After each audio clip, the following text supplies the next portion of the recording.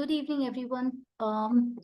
Yes, please inform all your friends to join in as well. We'll be starting the session in the next 5 minutes. Today, we are going to introduce you to a new platform, right? We'll discuss that. But meanwhile, you can inform all the missing ones to get added to the session, please.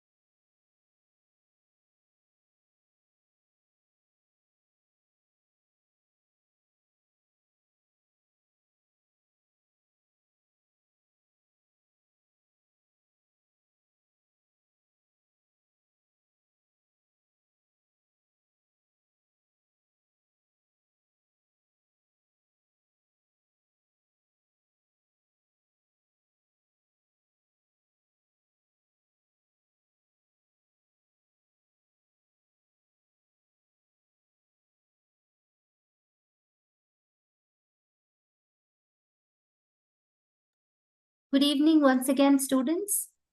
Please inform all the students to join in the session. We'll be starting the session in the next 4 minutes or 5 minutes. So please inform all of them to join in the session.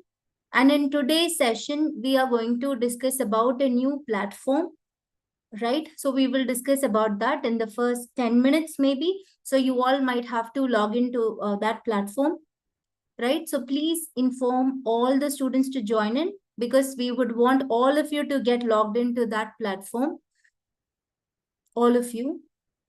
And we will also be discussing about the deadline for the project and for the course completion as well.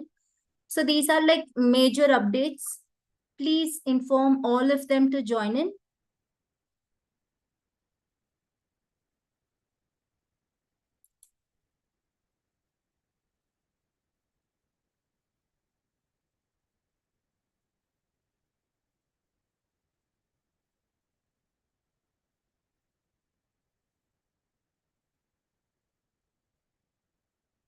One of the student is asking for extension of the project deadline.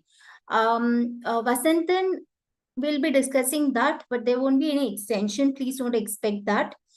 Your exam starts from May 3rd. I can read that, but you should be planning for it. Like you should have started working on your project already. So please try to complete it within the given deadline.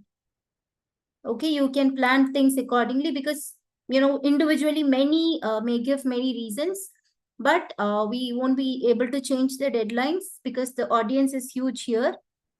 So plan and do your project accordingly, please. We'll discuss that. We'll discuss that. Have patience. We'll be discussing about the deadline as well. We'll keep you posted.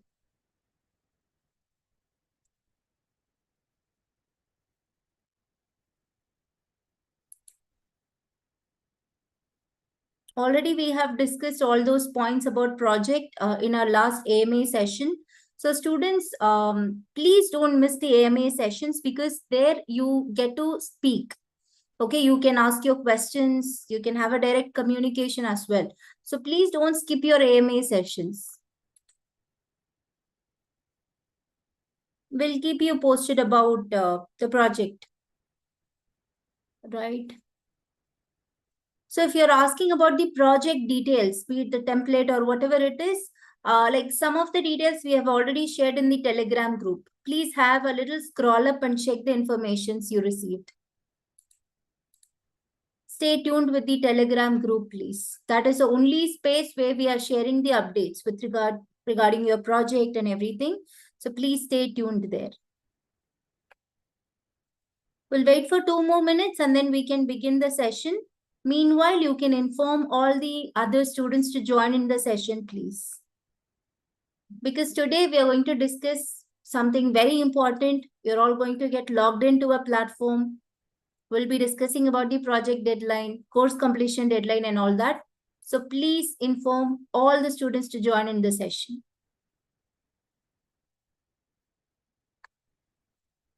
Nidhi, what was your question? Could you please repeat that? Because I can see a lot of questions on my screen. And many of you are still asking about the deadline. We will discuss that. Have patience. Let me start recording. And many of you are asking about your certificate. See, certificate, it has certain criteria, okay? Be it your attendance, be it your project submission, and your course completion, right? So all these are like eligible criteria. You need to achieve that. Then only we can process the certificate, right? You cannot ask for it right away after completing one or courses. First thing is you need to complete all those courses listed under advanced. Not just AI fluency, there are other courses as well under advanced. So you might need to complete all of them. And again, attendance, still we have 2 more sessions. There you need to submit the attendance as well. So many factors are there. We've been answering your questions the same way in the queries as well. So here also we are trying to answer you. Let's wait for 2 more minutes and then we can begin the session. Meanwhile, inform all the students to join in the session, please.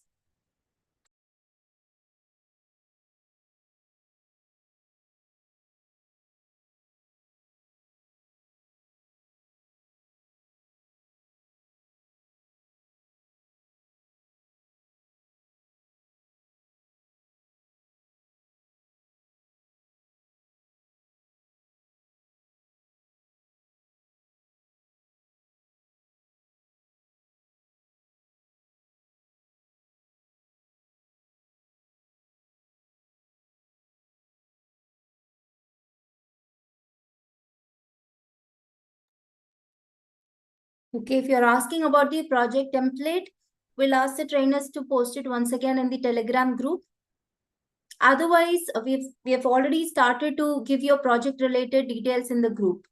Just have a little scroll up and see the updates we shared on the Telegram group. Deadline will be discussed in today's session.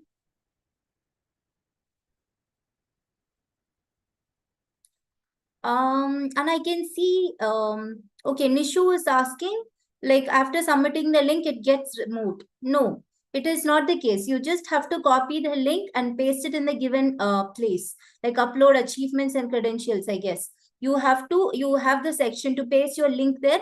Just do it and submit it. And after that, even if you see that option, view upload something, it may not matter to you because you have already submitted.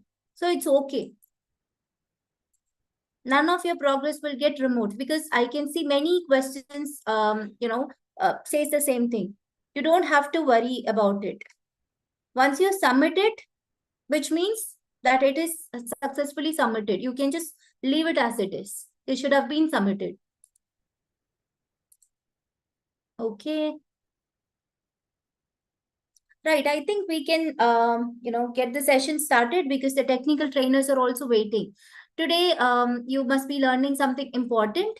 And apart from that, I would want all of you to use this link that I'm going to share in the chat here. Let me share my screen also. Okay, let me go for the entire screen option. Right. I hope my screen is visible to everyone, isn't it? Can I get a yes? Yes. Okay, thank you. Right. So the session is also getting recorded. Students, this is the platform that I was talking about. FSP, that is Future Skills Prime. Okay. So this is like a good opportunity for you to get an additional certificate for getting into this platform. Okay, this is also an authorized platform where you can take free courses. Okay, the courses that you're accessing from the LMS is also linked to this platform, Future Skills Prime. So this is the platform's name. So after completing certain courses, you will be able to get an extra certificate from this platform as well. Okay, so please make a note on the same. Now I'm going to share a link with all of you. Okay, I would request all of you to click on this link and follow the procedures that I'm going to share and get yourself successfully registered on this platform. It is not paid, it is free. Okay, so there's nothing paid here, it is free only. I'm sharing this link in the chat. I would want all of you to click on this link and get yourselves registered. This is also a platform which is similar to your LMS that you're using right now. And there are certain courses that you might need to complete from LMS under advanced. Okay. So for that, we would want you all to register yourself on this platform, Future Skills Prime. Yes, it is mandatory for this internship. Gajendra. I can see some Nakuri campus all India. No, please don't share certain things. I am sharing this link, Future Skills Prime. Okay, I would want all of you to get yourself registered in this. Are we all on the page? Everybody, if yes, you can say yes in the chat. Okay, I can see a lot of S's. Right.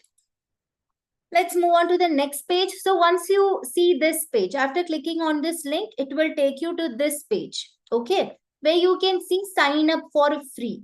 In the name itself, you can see that it is for free. Okay, we're not charging anything. It is free. You can click on this sign up for free option, everybody. And you need to create an account for yourself. It is more or less self-explanatory only, but still I'm guiding you here. And I would want all of you, we have about 900 participants here. And I would want all of you to get yourselves registered here. The link, no problem. Those who are watching the YouTube live also later, the link will be there in the description. Okay, or else we'll be sharing it on the Telegram group as well. No problem. Later you may ask me, ma'am, where is the link? I missed the session. Now I'm watching the recording. I don't have a link. No worries. We'll be sharing the link in the Telegram as well. So the platform's name is called Future Skills Prime. The link is there in the chat option here. And for the YouTube viewers also, let me paste it in the chat section there. Okay. I'm pasting this link in the YouTube comment section as well. You can take it from there. Once you click on the link, or you can copy paste the link into your browser, you will be able to see this page. There you have to click on sign up for free. Okay, everyone, done? Yes, you have to sign up, which is like creating an account for yourself. Check your network because it is working for all others. Check your network. And many of you are saying that the LMS is slow. Of course, it is slow because many of us are trying to access it at a time. So maybe there it creates some lag. It's okay. You can try after some time. But this platform, you can try right now because we are creating an account for ourselves now. Okay, just click on this link that I'm sending in the chat and click on sign up for free as shown here. Okay, sign up for free. And after that, you will be able to see this page. You will be able to see this page where you can create your own account. Okay. So first, you are a learner. So you can pick this option, learner. Okay. And you can enter your full name as in like this. My name is Kartika, right? So I have given Kartika and my email ID is there. You can choose a strong password. Okay. And then you can confirm your password. While you're doing this, there is this box option, validate email. You can click there. It will shoot an OTP. Okay. To validate your email. And remember, while you're using the email ID, please ensure that the email ID is same like your LMS or this MS Learn or AICTE. Usually we suggest you to maintain the same email ID to retain your progress. Okay. So please ensure that you're using the same email ID across all the platforms that we are saying. Then only your progress is trackable. Please remember that. It says user already registered, then okay, you can log in. Okay, but please ensure your email ID is same across all the platforms. Okay, just put your full name. Your email ID should be the same across all the platforms that we are recommending you. And then choose a strong password and then confirm password. And also validate your email. This will add more credibility to your account. Okay, so choose this, click on this validate email. After entering the email ID, you will get an OTP confirmation. Okay, in your email inbox. Just go there, confirm it, or take the OTP and come back here, put it, and just do the validation here. If you ask me, ma'am, where is this validate option? It is highlighted here also. Shanmati, it should be there because it is your email. It should give the OTP to the same email ID only. If it is not working now, just make a note of this and do it later after the session. Maybe your network is low to maintain both the Zoom and those process as well. But logging into this is mandatory. Creating an account here is mandatory because the courses that you're completing from the LMS under advanced are linked with this platform as well. And more than that, you will be getting an extra certificate from here also. Okay, the platform's name is Future Skills Prime, an authorized platform only. Okay. So once these informations are filled, you can click on create account. Okay, there are 5 things you need to do or 6 things you need to do. First thing is choosing you're a learner, then your full name, then your email ID, right? And this email ID should be same across all the platforms that we are recommending you to have an account. That is your LMS, MS Learn, AICT, and this as well, FSP. So all these account needs to have one single email ID so that your progress will not be deviated. Okay, so that is one thing, and choosing the password and then validating your email. Once all these things are done means click on create account, the blue button in the bottom. Okay, right? If you already have an account, that is nice. You can just do simply a login, but the email ID should be same. Okay, if the page is unresponsive, no problem. You may try again later. Maybe it is because of your network, because all others are creating their account in the platform, which means it is working. Okay. So once you click on this validate thing, it will shoot an OTP like this. Okay. You just have to copy this number and put it there to validate your email ID. Okay. Like this, you have to put the OTP and click on validate OTP and then click on create account like this. Okay. It is up to you giving your phone number and all this. It is up to you. It's your choice. Right? So after doing this thing, right, your email will be verified. You can see this here. Email is verified. Okay, once that is done, now you need to fill up your profile. Okay, your personal details has to be filled. Now you can see there are mandatory sections where you can fill your details. Okay, you can take for about 2 minutes, right? Take your time, fill it and send done in the chat once you're done. If you're done filling this page, send me done in the chat. Many of you are saying done. Good. Occupation, you can mention student. It's okay.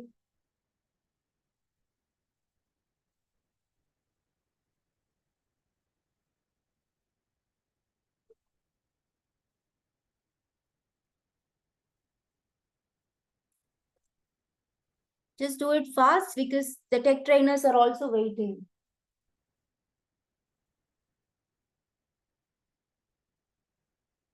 It is very simple. I have given you the link in the chat.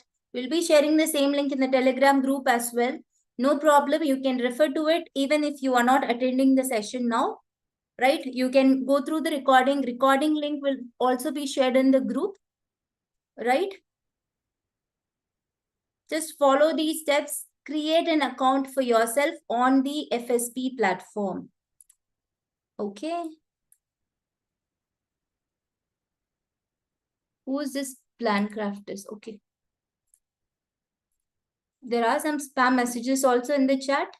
You won't be able to see that. Only the host can send you the messages. No problem.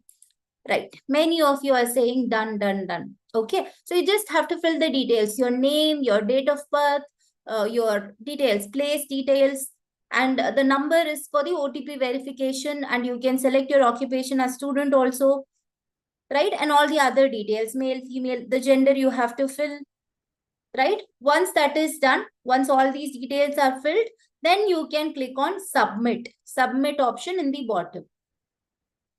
Okay. Do we have to wait? All these screenshots are the same. Okay. Just like these details, career aspirants, or you can choose your own options. There is a drop down where you can see the options and your highest qualification, your stream of studies, nothing but your department. Okay. And this APAR ID is optional. Okay. And the status is student, education status. If you're already completed, graduated, then you can choose that accordingly. Year of passing, right? Once all these details are filled, you can click on submit. Now your onboarding details are saved successfully. You will be able to see this. If you have got this option, then you can tell me completed now. Completed. If you're done with all these steps, you can send me completed in the chat. Okay, so many completed are coming. But please ensure, students, that your email ID should be the same. Then only the platform will review your progress before issuing the certificate. You cannot ask for immediate certificates, but while you're receiving this internship certificate, by then only you'll be receiving for this also.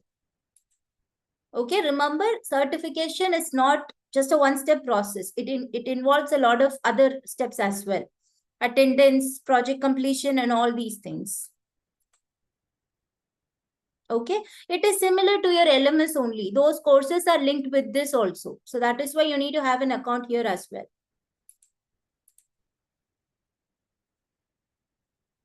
Okay, so I can see a lot of you have, like most of you are already completed. We have about 1,100 students here.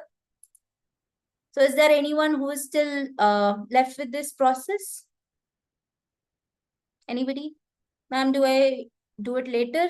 It's up to you, but you need to have an account here. And it is compulsory. Please know that.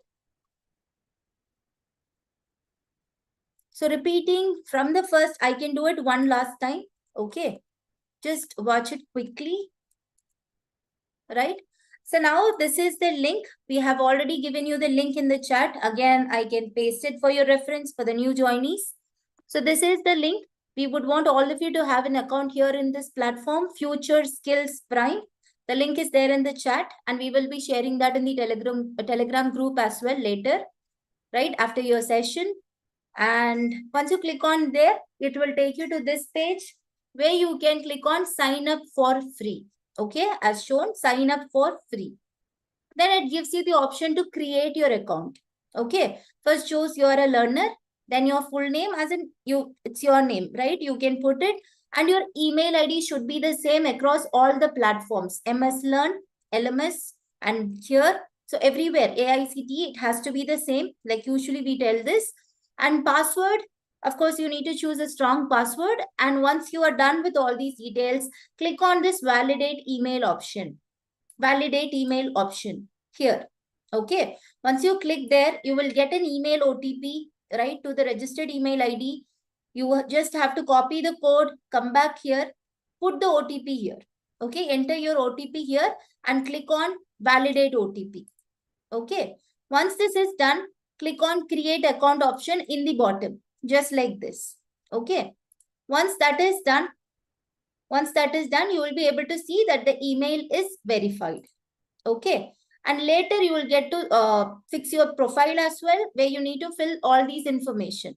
Once everything is done, you can just click on submit, and you will also get a mobile verification. You will be getting OTP there as well. Just enter the OTP and submit it. But please don't tell us, ma'am, I have given some other numbers and all that. Please ensure that you are using proper details before doing anything. Okay.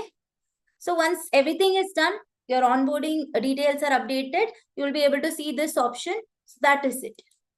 Okay. So this is for the FSP, Future Skills Platform registration.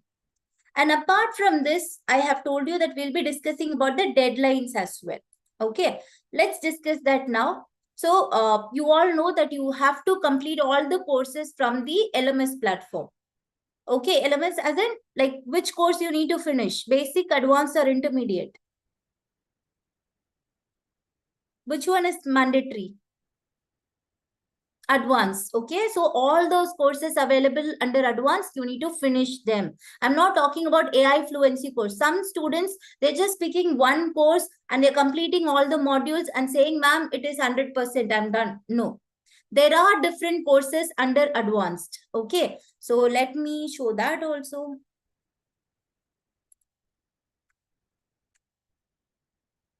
Just give me 1 minute. I'm logging into my account before sharing. Right? There are so many courses under advanced. So please do not just complete one course and tell us, ma'am, already it's completed, it is not working. No, there are many courses. Okay, let me share my screen before that. I hope my screen is visible to everyone. So this is the advanced section in your LMS. Just go there. You will be able to see multiple courses. Okay, not just AI fluency. There are multiple other courses. This is AI fluency. If you get in here, you will be able to see multiple courses. Okay, similarly, if you just scroll up or you can go to this advanced option, you will be able to see these many courses.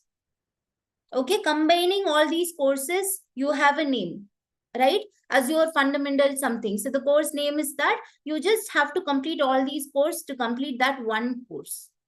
Okay, so please ensure that this bar is showing 100% for you. For that, you need to complete all these courses under advanced. And many of you are saying, ma'am, already I have completed all this. Can I access basic and intermediate? Of course, you can do that. Okay, and you still have access to additional courses as well. So these are few that you need to keep in your mind. And coming to the deadline, completing your courses and pasting the link. Okay, the deadline given for that is 5th of May. Today is 29th April and you still have 6 more days. Okay, so within the next 6 days, you all need to complete the courses and paste your link in the given section, right? Before May 5th. May 5th. Okay, you still have 6 more days for that.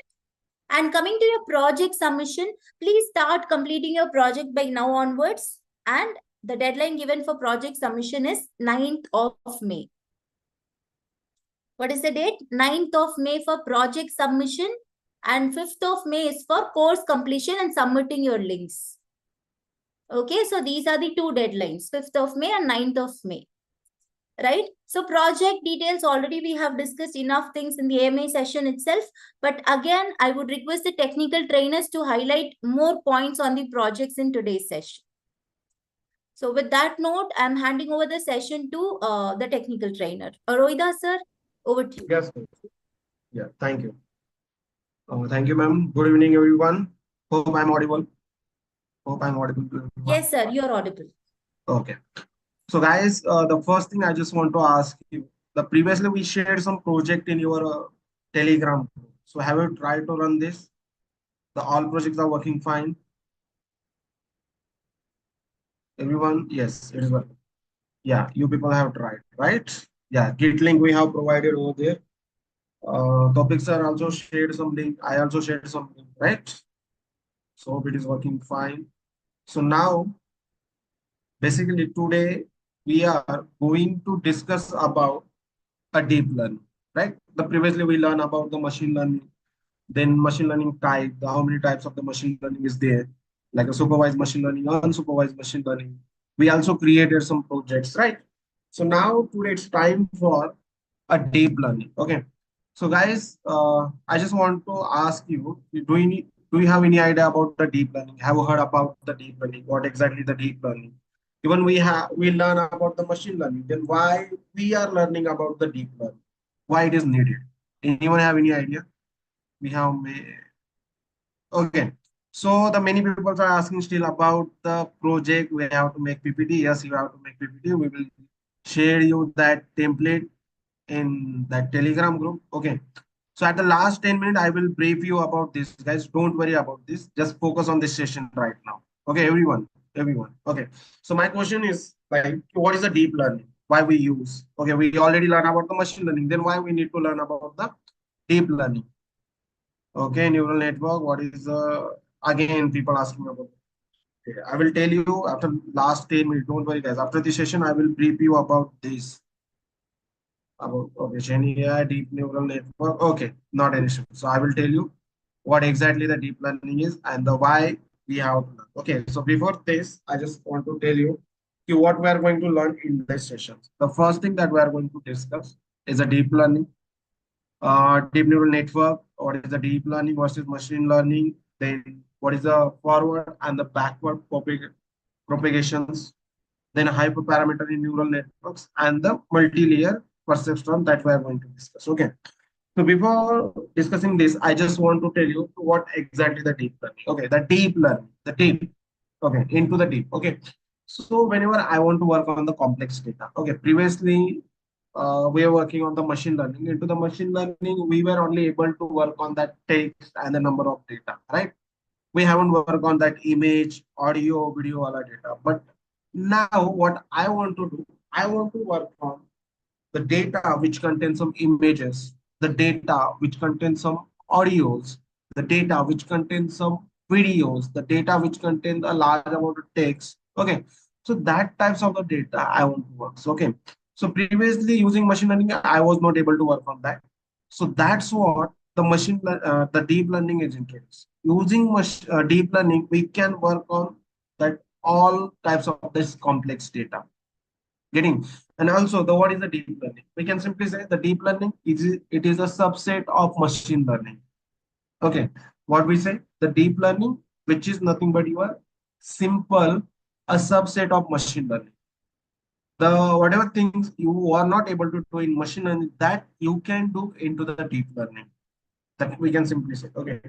So again here into the diagram you can see uh, this is a machine. We can say the first the artificial intelligence we have. Then again, under the artificial intelligence, we have the machine learning. So that what we say, the machine learning is a subset of artificial intelligence. And then again, the deep learning that we say, which is nothing but, or the which is the subset of a machine learning that we can simply say to the deep learning. Okay. So also it is called as a deep structure learning.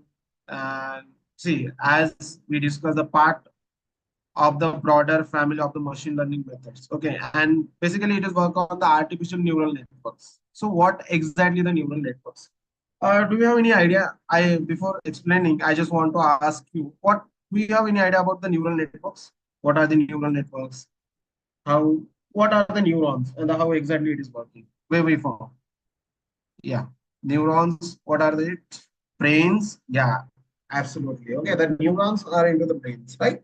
Okay, they have a multiple layers over there into the human brain. Okay, the similar way the machine can get trained based on the neurons, based on that layers. Okay, but here basically we can say to the neurons, we can say the nodes as well. Okay, it is inspired from the human brain. Okay, it is inspired from the human brain. That we simply say the learning can be. We can simply say it can be your supervised learning, semi-supervised learning, and the unsupervised learning into this. Basically, we are going to learn. Okay. So it is about the uh, deep learning. So what exactly is the deep learning? Deep learning, which is nothing but your subset of machine learning. Okay. And which work on the complex concept like images, face detections, image classifications, right? audio, video, whenever I want to work on audio, video data, on that basically it works. So that's we can simply say. So we had some limitations in the machine learning, which we don't have in the deep learning. And that's why we are going to learn it. So again, here, why deep learning is, again, we already learned, or I already mentioned the things. Then learn directly from the raw data. No manual feature extraction is needed.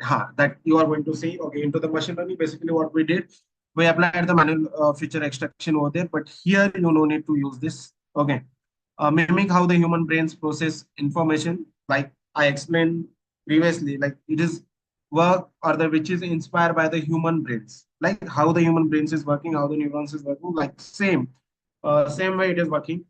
Then handles a complex problem like images, speeches, and the text recognition. So it's handled. Then improve with the more data scales better than the traditional ML. Again, we can say the powers the modern AI like a chatbot, say self-driving cars, and the face recognition. So many things are here. To automate the pattern learning through the multiple neural networks layer over here. So that's why basically we are using a deep learning. Okay. So again, if we see the what are the difference between the machine learning and the deep learning. Okay. I want to ask you this. What are the difference between the machine learning and the deep learning, guys? I already explained you. I just want from your side. Everyone, can you hear me? I just want things. What is the difference between a machine learning and the deep learning? Learning layers. Okay, Sakshi. Yeah, absolutely right. Again, what about others? The machine learning is the superset of the deep. Oh, machine learning. Okay. Then again, what is the activations function? Yeah, you're going so forward. Okay. Complex data. Yes, absolutely. Learning layers. DL is asking about, yeah, ML takes input, takes data, and it's right. Absolutely. There's so many responses I'm getting. Yeah, absolutely right. So now the simple difference is like, okay, see, as you can see into this image, the first one, it is for the machine learning. Into the machine learning, whenever you are passing an input, whenever it's taking an input, so here the feature extraction you needed. But here, the whatever be the feature extraction is happening, it was happening manually. There was not automatically, or it was not happening combined. Okay, so that you can see over here. Again, if you see the class, then here happen the classifications, and then it's happened the object detection. The output is car is not, and whatever the output you are getting, that happen over here, right? The feature extraction. The main thing is over here, the feature extraction, it's happened manually. You have to do it manually over here. Okay. As you can see into the second image, into this, see, the same input is passing over here, but here you can see there are so many layers. There, this is nothing but your neural networks is happen over here. And into this neural network, you don't need to extract this feature manually. Okay, it's happened combinedly into these layers, the classifications and the extractions happen combinedly. And then finally you will get the output over here, right?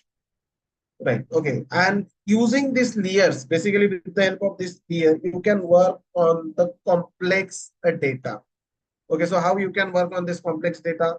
Because whatever input you are passing will go to that particular neurons and that particular neuron layers, and that neurons layers output will be go as the input for the another layers, then another layers, and based on that they make a decisions, and based on that they find out the things, and it will predict the things for you.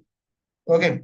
So again, as we already discussed, into the machine learning, you were only able to work on that numbers, text, right? There was a limitation. You were not able to work on that images, audio, video. That you can work on into the deep learning. This is the things, the only difference between the deep learning and the machine learning over here. Okay. Now, okay. Now here we are going to see what is a deep neural networks. DNN. Anyone have any idea? What is a DNN, guys? Please let me know in the chat if you have any idea about the DNN. The DNNs are multiple hidden layers, absolutely right. Yeah, Sakshi. Dev Singh, more middle layers. Yeah, multi-layers. Yeah, absolutely right. So as we discuss, the basically the neural network, which is, basically it is inspired from the human brains, right?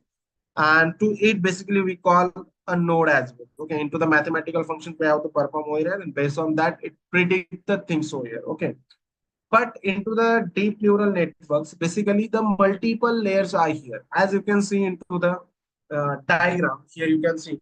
So basically we have this first, the input. Okay, this is nothing but your input layer. The data is passing over here as an input. Okay, once this data is going to that separate neurons over here. Okay, some the layers are getting inputs. Okay, and two from that input, it's perform some functions. They do some operations over here, and it will provide the output. Okay, and the whatever be output we are getting into that particular, suppose from the first, the input goes to the first layer, then first layer is performing the operations over here. Okay, the whatever activations, functions, and all we are going to learn into the next slide. But I will just tell you the whatever we process, whatever be the operations happen, and by that operations, whatever it predicts as an output, that outputs is goes input to the second layer. Then again, second layer performs some operations, and that to go to third layer, and it will go until and unless we get the output, right? So it will go randomly. Okay, and same here again we simply say the neurons basically based on the receive input, and this neuron sends a message or the signal to the other neurons, forming the complex networks that learns through the feedback, right? Means what? Whatever the operation perform here, it will go, the first layer output will go input for the second layer. The second layer output will go input as a for the third layer. So like this, it will happen. And then we have a multiple layer. And that's why it's called the deep neural network. The deep means in very deep means like here you can handle a very complex problems as well using this particular things. Okay, so this is about this. Then again, here basically, if we talk about the neurons, like you already know about the neurons, which is in the deep learning models are the nodes with data and the computation the flow. Okay, neurons receive the one or more input signals that we discussed, and these input signals can come from either a raw data set or from the neuron positions at the previously layer of the neuron things, right? As we discussed, key that whatever we input we are getting, right? The input is going from the raw data. The first thing, whenever I want to train that particular model, so what we do, we provide a data set, and based on that data set, that particular model get trained. So the first step, what will be the first step? So while training that particular things, or I want to train the thing. So what will happen over there? We will pass the data. So data that neurons will take input as that data. It can be a raw data. From that raw data, it will take input. And after taking that input, it will perform operations over there. And after performing that operation, it will go to the second neuron, second layer. Okay, the output of the first layer will be the input for second, the same. Okay, but neurons is working like this. So again, if we talk about the component of the artificial neural networks, okay, the components, basically the one of the important thing over here. Here, as you can see into the diagram, basically the things where we have to perform some formula over here to calculate or to predict the things. So the X1, X2, X3, and the it can be anything, Xn. These are nothing but your inputs. Okay, these are the inputs. Then again, here you can see the W1, W2, W3, and WN. These are nothing but your weights. Okay. So weights. Whenever I want to get the output, there you have to see something, or you can see the things like this. The summations of the input into weight plus input into weight into input into weight, and then plus you can see the bias over it. Okay. So here, this is a simple components and how exactly it is working. I will give you one example. Suppose I want to take a loan, or the someone want to take a loan. He want to take a loan, and I want to predict the things whether he is eligible for the loan, and what factor basically we check over here. Okay, before I want to check whether it is eligible for the loan, can bank provide him the loan or not. So what factor basically I have to check? Anyone have any idea? Civil score, absolutely right. Sai Kishore, yeah. Civil score, again, what the things you check? If suppose someone's civil score is low, even he is asking for the loan, then salary, yeah, credit score, assets, documents, security, any loans, yes, age, yeah, age. Again, property assets, the past payments, absolutely. Okay, the past payment includes in his civil score and the credit score. Okay, so I will give you one example, simple example. Suppose someone is asking for the loan and banks want to predict things like whether bank can provide loan to him or not. Okay. So that I want to calculate over here. Okay. So many input parameters we will consider over here. The first thing that we can say, uh, the employability, whether he is employee or not, right? The first thing that we'll consider. The second thing, how much salary he is earning, right? The second thing, these are nothing but your inputs, right? The X1, X2, it can be. Okay, the first thing, whether he is employed or not, his employability, basically, first thing we will check. The second thing, how much salary he's earning, the second input. Then again, the third input, I will check his civil score. Then credit score also I can check, right? So based on that, what I do, I will multiply these all inputs with the weights. Okay, weights will be automatically generated. And the weights that we can simply say while training the data, it will learn from that particular things, which is nothing but your weight. Here we can consider what? The weight, which is nothing but while training that particular data and the things which learn, which are nothing but your weights. The weight we are not assigning manually. It will automatically assigning to it. Okay. So here the first thing I took the employability of that particular person, then salary of that particular person, civil score, credit score. Okay. Now again, these are nothing but my inputs, and the weight will be automatically assigned to them. The second thing, why the bias is okay. The simple example of the bias means the someone, the civil score or the credit score is very low. It is low, but still his income is very high. So in that case, basically, what the bank think, he is eligible or the bank can trust on him or bank can give loan to him, which is nothing but your bias. The bias means what? Is someone's credit score or the civil score is very low, is low, but his income is very high. And in that case, still they have a chance to get the loan. That particular person have chance to get a loan. And here basically then we perform that activations function. It can be a symbol or anything. Okay. That functions will happen, the activations functions. And based on that, here you will get the predictions. Either zero, either one. Either zero or one means what? Either it is eligible, either it is not eligible. But based on these all factors, based on these all components, the system will predict the things, whether he is eligible for it or not. Student, are you getting this? Understood? Understood? Any doubt? Hope you are understood. Yes, yes. Okay, getting. Okay. Hope it is clear to you. Right. Thank you, guys. Thank you. Okay. No doubt. So now these are the components. Means what? The X1, the inputs, then that input particularly multiplied by that weight. The weight is nothing but simply we say, what we say, which is learning the things by a training, which is nothing but your weight and which is multiplied to the input. Then again the bias, the things, which some negative and positive points we hear, and then again uh, the activation function will perform the things, and here you will get the predictions, whether yes or not. Okay, these are the simple components. Then again here we'll discuss about the single neurons. Single neurons. Okay.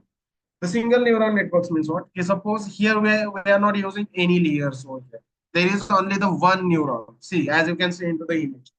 there are no much layers. Into the previous things, we can see that there are multiple layers are here. Okay, into the but here we are only discuss about the single neurons. Okay, so the single neurons means what? Okay, suppose it can take a multiple input, but you will receive only single output using this single neurons. Okay, here it can take a multiple input. The input can be multiple, but the output that you receive, it will be only single output. Here you can only receive. Okay. So where and the if we take a simple example, suppose I want to predict the exam score I want to predict over here. So on what basis basically I will uh, predict that particular, or the system will predict that exam score. So what we do, okay, we will take the two inputs. The two inputs, the first one is nothing but the number of study hours, and the second one, the sleep hours. Okay, the sleep hours and then the study hours. And based on that, basically, I want to predict whether this person is pass or fail, or the whether the what is the score of that particular person. Okay, so the system will perform. See, whatever, suppose the first input is nothing but the study hours and the sleep hours. Okay, the X1 we can consider, and the sleep hour we can consider to the X2. XYZ, anything. Okay. And to that personal input, basically what we do, we will multiply it with the weights. And then whatever be the process happen, whatever the activation function perform the things over here.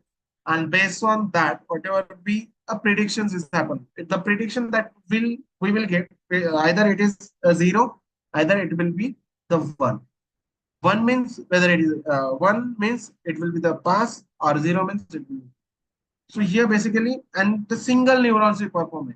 Means what? The simple thing you have to keep in your mind into the single while learning this single neurons or using the single neuron. Single neurons can take the multiple inputs and it will only give a single output over here. That's the simple.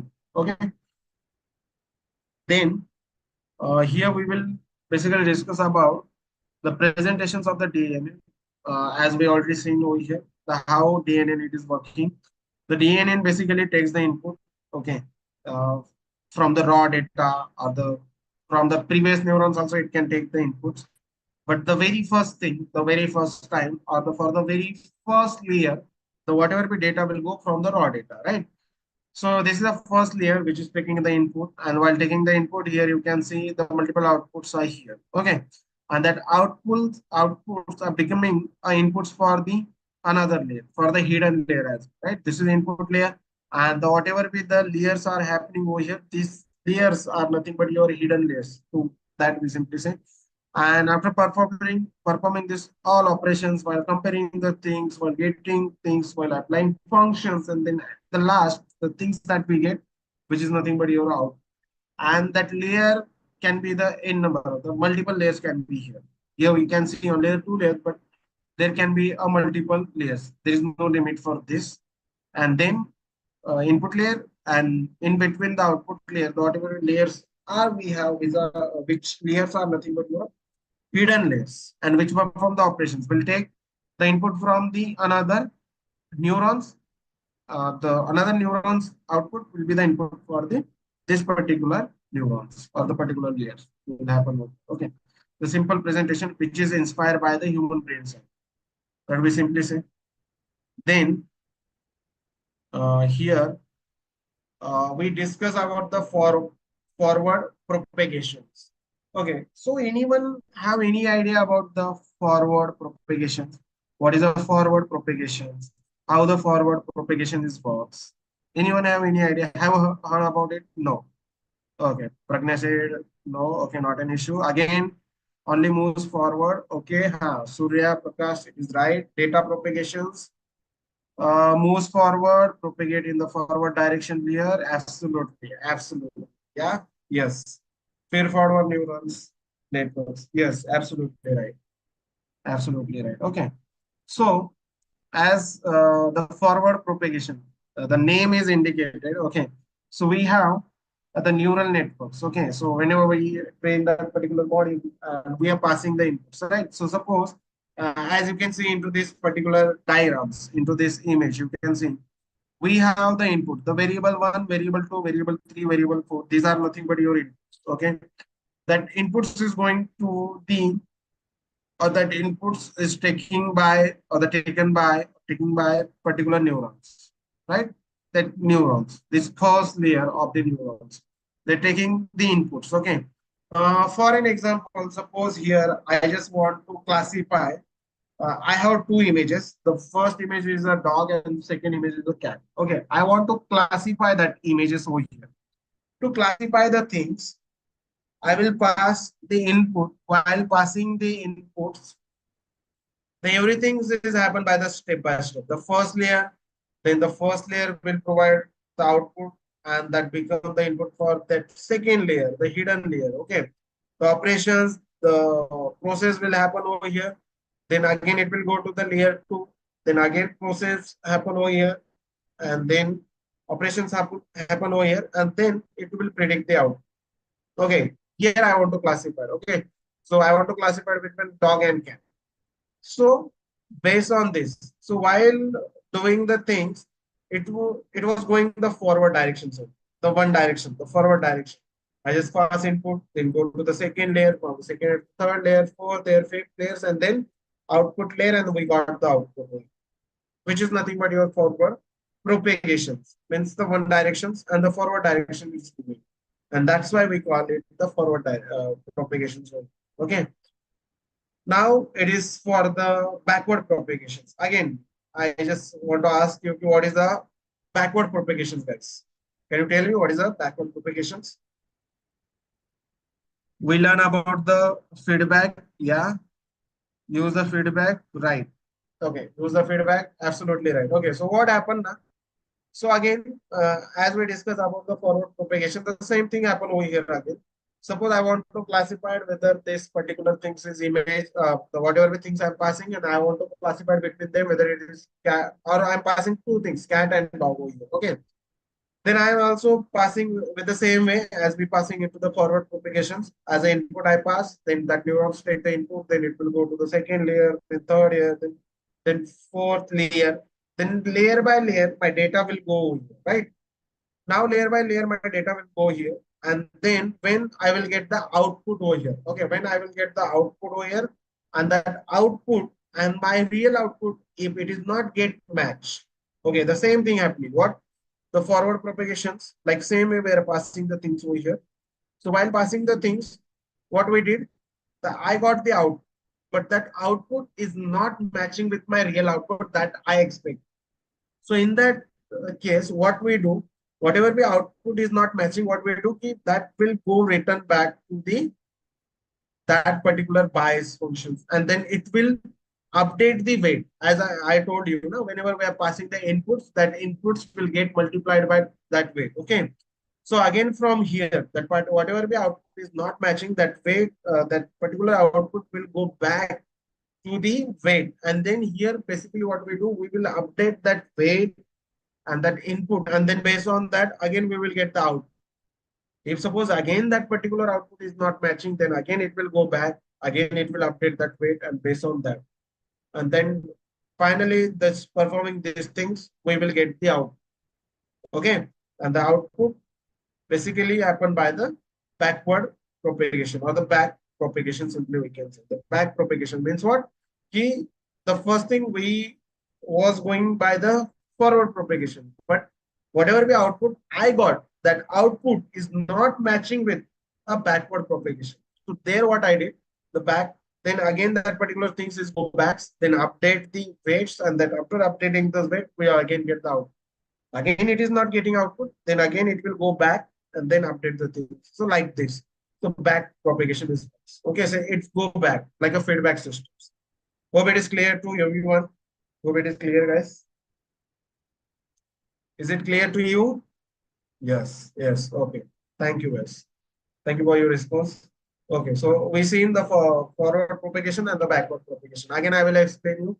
The forward propagations means the same direction, the first directions. While whatever we input I'm passing, then go layer by layer, and we will get the output. To it, basically, we call the forward propagation. Backward propagation, the same process. By the same process, I'm passing the input layer, then hidden layers, and then layer and layer, but I will get the output, but that output is not matching with my real output. So in that case, that output will go back again. It's update the weights, and based on that, again I will get the output, which is nothing but your backward propagation that we simply say. Okay. Again, working of ANN. Okay, artificial neural network basically. The same neural networks are here as we seen into the DNA, but into the DNA, and this is the one type of the we can say the algorithms. Okay, and into the DNA, there are the n numbers of the layers, but into the ANN, we can say here we have two or the more layers on. Okay, 2 or 3 layers we can use over here, and where we can use this ANN whenever I want to work on the that simplest data. There is no complexity in where I want to work, where I can use using ANN. The same thing happen, the input, then hidden layers, then output, for there's like sigmoid functions, then the activation, then all things happen over here. Then whatever input you are getting, then multiply it to the weight, and then again adding the bias and will get the output. But for a simple data, not for the complex. So here basically we use the ANA, okay, for the simple functions. Then again we have the convolutional neural networks, which is nothing but your CNN, and the same algorithms we also implemented into our projects. Okay, so after this, we are also going to discuss about our projects. As I always said you, always say you like what we want to do. So before going to the project, we should know about the concept, the theoretical concept. That's why we are learning the thing. Okay. And based on these things, we have created the project. The one by one, I will explain you the projects. I will also provide you the Git link. You can also run by your end. Okay. So again, what is the convolutional neural networks? Okay, CNN. Okay. So the as you can see into the image. The convolutional neuron is a type, again, we say the machine learning algorithms, but here basically it works on the visuals. How it is work on the visuals, like images and the videos. And also CNNs are the especially the powerful for the task like image classification, as we discussed. It can be anything, object detections, image segmentation, face recognition, medical imagings, and the self-driving cars. They're basically these particular algorithms we use. So how this algorithms is work? Here you can see into the image. So into the image, the first thing that we have the input layer. The input layer which is taking the image. Okay, then after that, what we have? We have the convolution layer. Okay, into the convolution layer, what we do? We extract the feature of that particular thing. So okay, the feature extraction is happen into the convolutional layer over here. Then again, we have the another layer which is nothing but your max pooling layer. Okay, the max pooling layer, the layer basically here uh, do the things what it do. It will reduce the scale of that particular image. Suppose I have that particular image and I want to reduce some scales. Means I want to reduce some size of that particular image.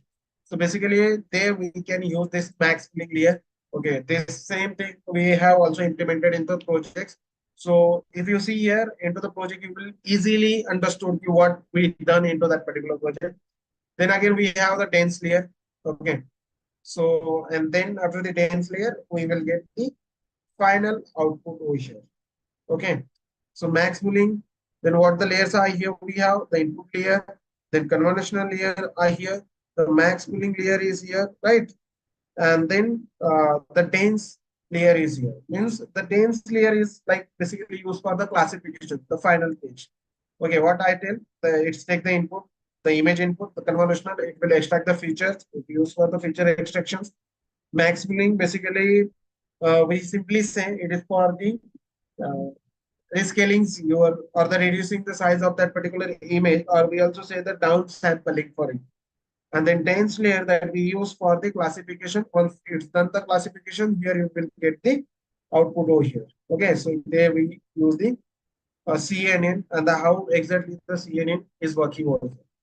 Once this is done, then again, the main important things for this to run that any a deep learning project. So the first thing that you have to mention over here, the epochs. Epochs. Okay. So anyone have any idea what is the epochs? Have you heard about the epochs? Why we have to? What exactly the epochs is? No, no. Okay, good. Not an issue.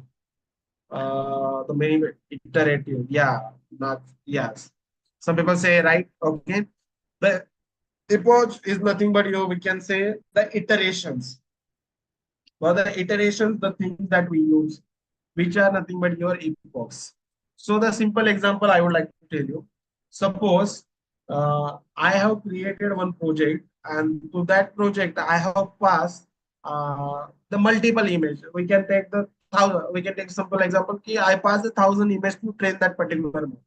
Okay, I have one particular model. I train. It can be anything. Okay, and I pass 1,000 images to this to train that particular model. Okay, but now what I want to do, I want to test that particular model, or I want output of that model. So if suppose I take that 1,000 output, it will be very complicated. So in that case, basically what I do, I will mention the epochs as 20, either I will mention the epochs as a 10. So from that and that times only it will get run. As we seen into, if you remember when we created that movie recommendation systems. So there also we some uh, mention the things over here. Suppose I want a max of 5 movies. I want max the 8 movies. As if you run that project, or if you were present in that lecture, might you understood the things. So we put the things, and according to that, we will get the output. And the iterations happen over here. So that times it will compare. Okay, this is this, this is this, this is this, and it will the iterations will happen, and it will give you the output over here. Okay. So again, the batch size is one of the important things. The total number of training samples present in the single batch. Okay. The total number of training samples present into the single batch. And the one more thing again, I would like to tell you, the batch size and the number of batches are two different things only. Both are not same. Okay. So yeah, as you can see into this, the iterations are happen over here. Okay. The one iterations from this 1,000 data, then 100 data from 10 iterations will happen, and then from the 2 iterations will happen like this. Okay. So the batch, it's training sample in the present and the single batch only, the batch size that we can simply say. Okay. Again, it's time for the hyperparameters in the neural network. So the things, the hyperparameter, which is not applied after the trainings, the basically the whatever be hyperparameter that we applied, that hyperparameters will works before the training of that particular thing. Okay.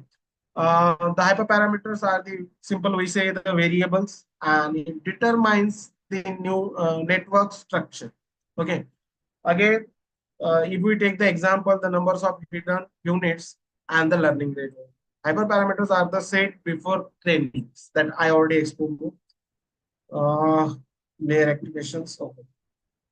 Then again, hyper parameter related to the network structure. So here you can see into the image that we have a multiple layers, the input layer, hidden layers, then output layer. Okay. In that things, the hidden layers are the layers between the input and the output, right? Which are absolutely right, which is in between the layers, between the input and the output layer. And just keep adding layers until the test error does not improve it. Okay. So what happened here? Na? So suppose I am passing the input over here. Okay. And I have the I have some hidden layers. Okay.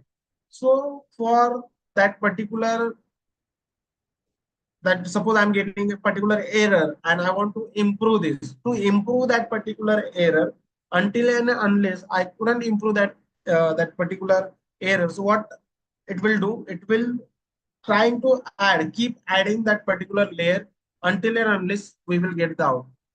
Okay, over here to solve that particular error, to improve that particular error. And again, the many hidden units within a layer with a regularization techniques can increase accuracy. Means after adding the multiple layers, we can improve the accuracy for 8. The smaller number of units may cause the underfitting. Means if suppose the smaller number of the layers, if there happen, might be caused to be a underfitting problem over here. It can be happen. Okay. Now again, the parameter related to the question, then again we say a dropout. this also we are going to use into our project. The one of the important things, as you can say, into the this particular diagram, while training the things, the so some neurons get dropped. Okay, some random neurons will get a drop while training the things. Okay, and this technique basically avoid the overfitting and increase the validation accuracy. Okay, and increasing the generalized power as well. So for this, what we say that generally use a small drop-down value of the 20 or the 50 of the neurons with the 20% providing a good starting point. A probability to low has minimal effect and the value to high results and understand the learning by a network specifically. Okay. So,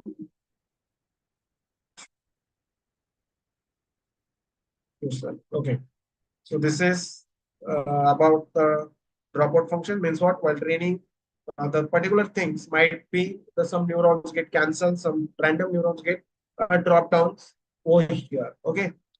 Again, the hyperparameter mm, related to the network structure. That we simply say the activation function that we're talking about it. Okay, the activation functions are used to introduce a non-linear to the models, which allows the deep learning models to learn non-linear predictions, boundaries. Okay. And then again, if we say the activation function can be basically divided into two types. Okay. So two types, this into the two category or the two types, the activation function is divided. That the first one we can say the linear activation functions. Okay. The first one that we simply say, which is nothing but your linear activation functions. And then we have the second one, which is nothing but your non-linear activation function. Two functions are here. The first one, the linear activations function, and then second one, which is nothing but your non-linear activations function. Okay. Now, then again, it's saying the several different types of the activations functions are used in the deep learning. The some examples are here. The first that we say the sigmoid function, TAF function, the relief functions, decay relief functions, and the max out function, relief function. These are the functions where as a activation function it works. Okay, so after the activation function, you will get the output now, which is the final step that we see.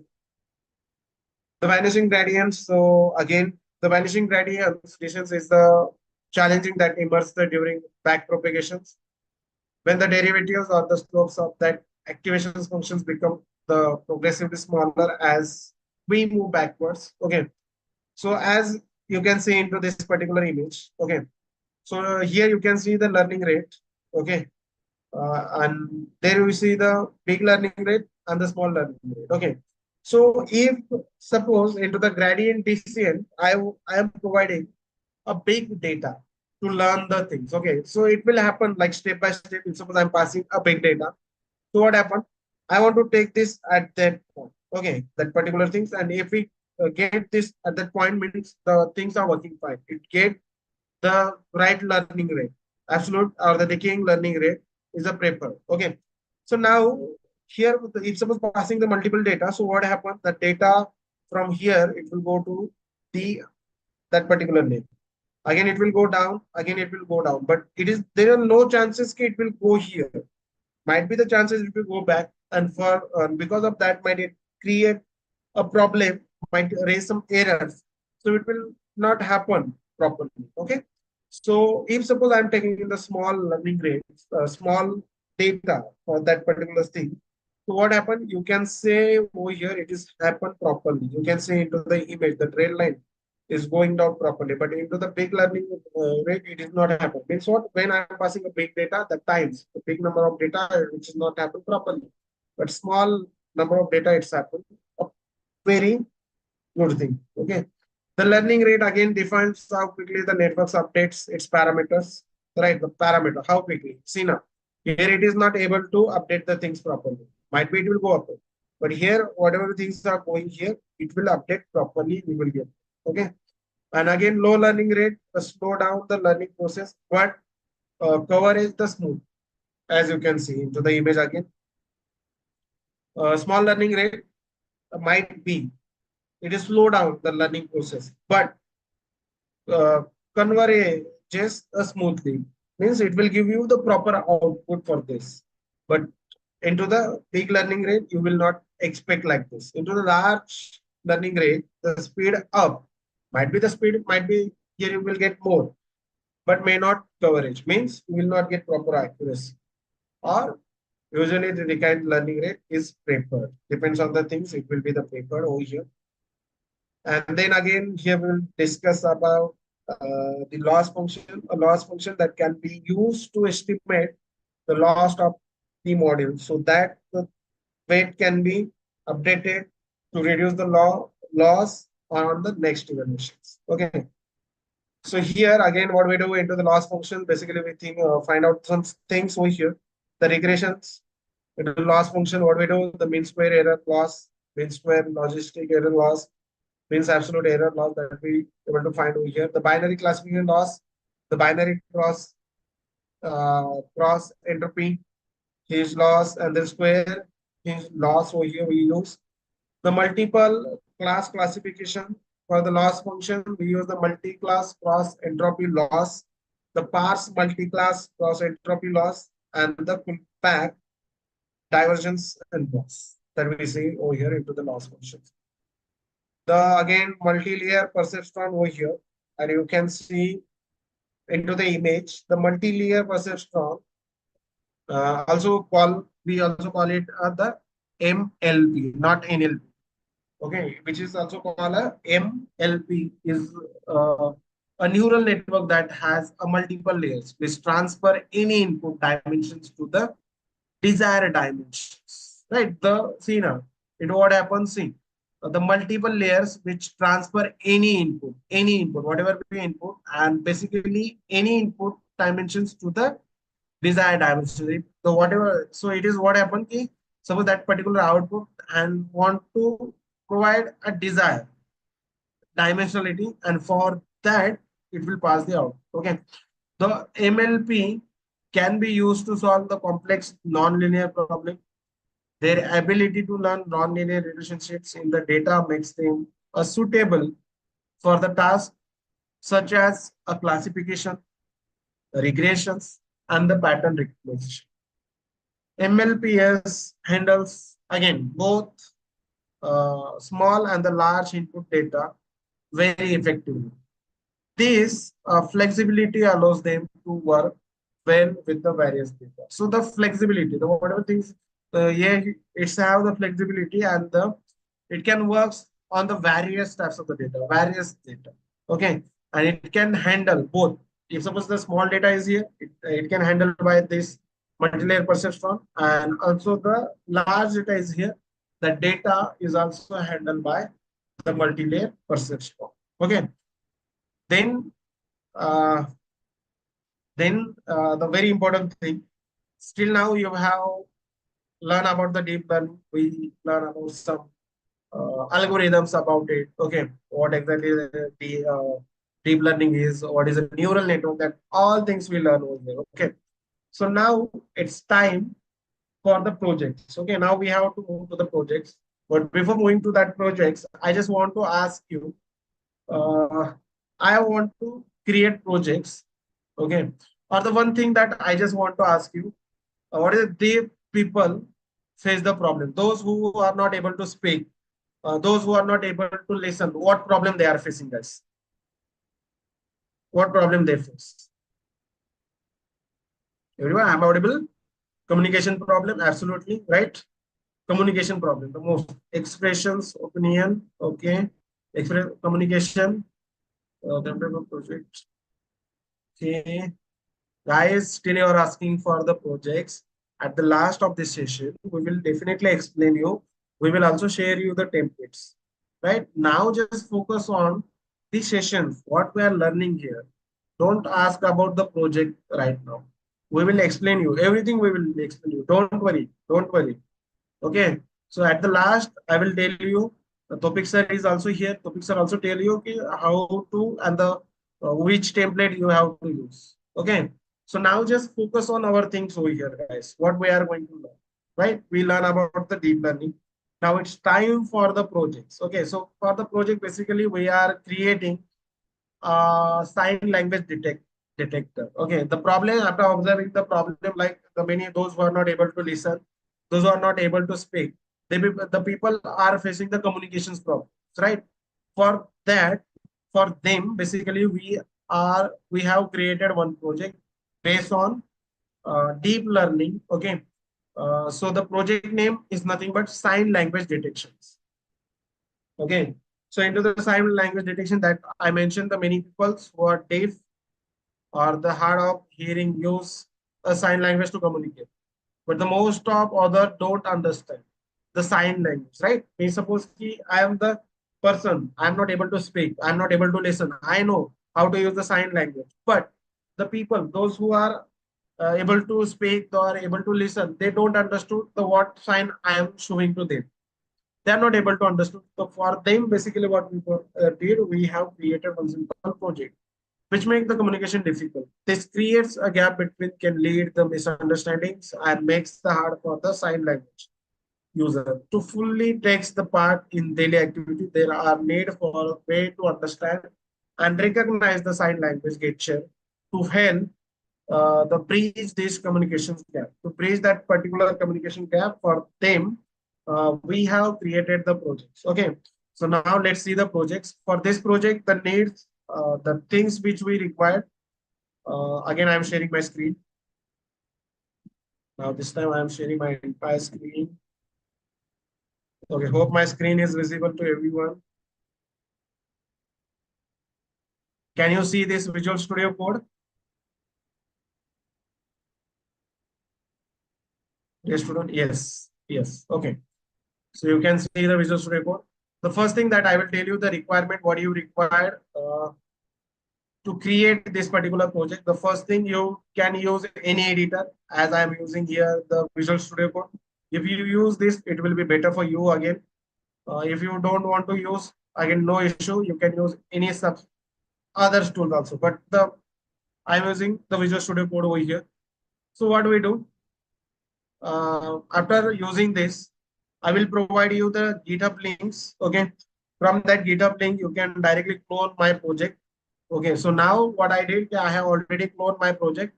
So into my projects, there are two folders are there. Okay. And the another file is there.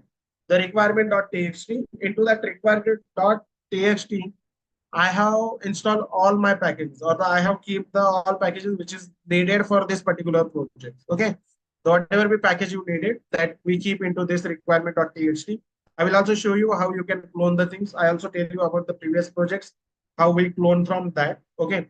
So here, the first thing what you have to do, you should install the Visual Studio Code. After the Visual Studio Code, what do you do?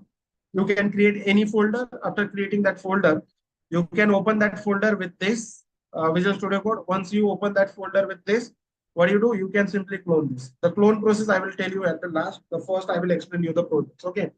So once you clone this project, so here you can see some files. Okay. The first file, which is nothing but your code file. Into this code file, we have three Python files. Okay, using Python, I have created this project. So into this, basically, I have three Python files. The first file, which is nothing but your training handgesture.py. I will tell you one by one also. Okay, which is used for to train that particular model. Then taste, which is used for the taste, and then hand gesture recognitions by OpenCV. Means this is particularly will help to get output. So whatever be the uh, gesture I am doing here. So that gesture, basically, this the first file is used. Okay. So step by step, basically, we will discuss our projects. Okay. Step by step, we will go and discuss the projects. And again, you can see over here the hand gesture data set. Again, I have the data set, the image data set, which I have provided over here. And some data set also we are getting over here while testing the things. Okay. So into this data set, you can see uh, I have provided some values one, two, three, four. That they are these are nothing but the images. Into the images form, we have provided the things. Okay. So this is nothing but your data set. The first step, what you have to do, you have to go into the first file. This is your first file. Okay. So from here, you have to start working on the things. So the very first thing, what you have to do, you have to install, or the once you uh, install the pip install requirement.txt, you will receive the all the library which we require. Either if you don't want to install by requirement.txt, in that case, what you can do, you can install the things manually. So how you can install the things manually, I will tell you again. If my screen is visible. So now what you do? Simply thing you can do, I will tell you. From here, once you open the things, if you don't have that particular libraries over here, so you have to simply go over here, right, into this terminal. Is my screen is visible? Are you getting, guys? Yes, the screen is visible. Screen is visible. Okay, right. Thank you. Thank you for your. Okay. So now here you can see the first library. So what we did, I click to open terminal. You can open any separate terminal, but the Visual Studio Code is very good, which provide the inbuilt terminal. So everything we can see on the one place. Okay, you no need to change window, no need to go on another terminal. Then you have to come on that editors. Okay, so everything you will get the on the same place. That's why I'm using the same terminal. Either if you want to use your another terminal, you can do that. Okay. So what I do, okay, I will simply click on this terminal. Once I click on this terminal, you can simply click on new terminals. Once you click on this new terminal, here you can see a terminal is open, but here at the side, here you can see this is nothing but your power cell. Okay. So now we are not going to use this power cell. For this, what we do, you have to select a command prompt. Okay. Sometimes the power cell is not working and it will raise some errors for you. So what you do simply, you can simply select a command prompt. Once you select the command prompt, what you do, here you can see the packages. So packages library, or you can see the library. This is the library. Here you can see the TensorFlow, and into the TensorFlow you can see you can get this Keras wala library. Means you no need to install this. So for the TensorFlow, you can simply type here pip install, and you can simply type tensor and continue flow, and you can click on enter. Once you click on enter, so now here you can see the requirement is already satisfied because I already installed this. If you haven't installed this, so what you have to do, you have to simply install it. Once you install the everything, you will get also. So once you install the Keras, the library basically used for the deep learning, okay, which is already available into the TensorFlow. Once you install the TensorFlow, the Keras, you will automatically get it. So the first step, very first step that we done into this project. So into the first line, you can check. I have imported the image generator from where? From image. So where I found the image. So the first thing I import the TensorFlow. Into the TensorFlow, basically I have the Keras. Okay. The Keras library I have into the TensorFlow. Into the Keras, we have the pre-processing. And into the pre-processing, basically we have the image. Okay. From this image, basically what we did, we have imported this image generator. Why we have imported this image generator? Because with the help of this image generator, we will going to load our images, the training images. So whatever be training images we have to pass to train that particular module. To train that module, we are going to use this for this library, which is nothing but your image generator. That's why we have imported from TensorFlow Keras pre-processing image. From that, we have imported this to load the data set, to load that particular images as a data. Okay, to train my particular model. Now, second thing again from keras.layer, I have imported the convolutions that we explain into the PPT. I explain into PPT. We learn into the PPT like convolutional layer, CNN, right? And basically the convolutions, what happened? It's C conv 2D. Basically, it's used to extract the features. This library is used to extract the features as we can see into the code as well. So first I will explain you this. Then after that, from that particular layer, again, I have imported the max pooling. The max pooling, as I told you, basically it is used for the resizing the image or the resizing the things. For this, basically, we are using this. Then again, here we are using drop out functions. Okay, so dropout function basically used for the things when I want to be converted into the multi-dimensional things into the 2D dimensions. For that, basically, again we use this. Okay, and whenever we I want to be the final stage, whenever I want to work with the activations functions and things over here. So that times again we use this dropout functions. Then dense, before the dense, I will tell you what is the flatten. Okay, the flatten is basically prepare for the dense layer. Okay, for that particular dense layer, the flatten is prepared. And for the flatten, again, we can simply say, suppose I have the multi-dimensional tensors. Okay, and to that multi-dimensional tensors, want to convert into the one-dimensional vectors. For this, we use the flatten over here. Okay, so hopefully it is clear for you. Okay, what we did, we have imported from the tensor, which is nothing but your image generator. Then from this again, we have imported the convolution 2D for the image feature extractions, for the feature extraction, resizing that particular things. And then dense is for, we can say, to use for the activations function, final activation functions, and that be for the classification we use. Okay. And this, after this, what we are going to use, the flatten use before the dense, and which will convert or the prepare for the dense layer. And also we call the multi layer tensors when I want to convert into the two-dimensional vectors or the one-dimensional vector. That times we can use the flattens. Okay. Then here we are using the Keras callback functions, which is the earliest toppings. Okay. And the basically this module is used. Then again, to train the things, we are using this sequential module. Okay. So everything we have imported here. Once I import this, now what I do, I will try to build my model. Okay. So everything, all libraries I have imported over here, all packages are here. Now what I do, okay, I have created one simple variable, which is nothing but the model. Okay. And is equals to that model, I have just assigned this sequential functions, which I assign the sequential function over here. Now, what I am doing here, now I am creating the layers. Are you getting the convolutional layers? CNN like this. The layers I am creating as you seen into the diagram. Might you understood something? Are you getting, guys? As you can see into the code. Here you can see about the convert 2D.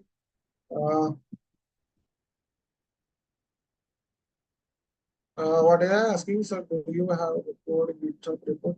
Yeah, we will share you guys. Same. But don't worry about this. I will share you. I will share you into the Telegram.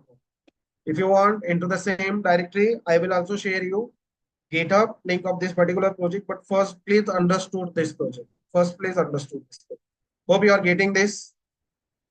Still so far, it is clear for you, everyone. Okay, you got this. Okay. Yes, it is clear. It is clear. Yeah, thank you.